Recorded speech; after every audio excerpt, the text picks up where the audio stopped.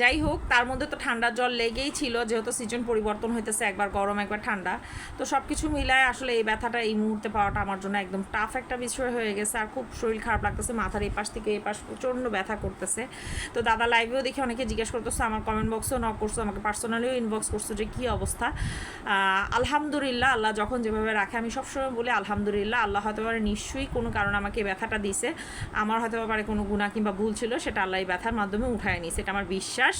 তো তোমাদের এত ভালোবাসার জন্য অনেক অনেক ধন্যবাদ। আরেকটা জিনিস তোমাদেরকে জানাই, সেটা হচ্ছে আমি আগামীকাল থেকে 14 তারিখ কিংবা 15 তারিখ পর্যন্ত হচ্ছে কোনো রকম কোনো মানে দাদা লাইভে অ্যাটেন্ড করতে পারবো না, বা শর্ট ভিডিও চেষ্টা করবো ছাড়ার, যেহেতু আমি যেখানে যাচ্ছি সেখানে নেট নাই, তাই তোমাদের সাথে হয়তো পারে ওভাবে রেগুলার ব্লগ শেয়ার করা যাবে না।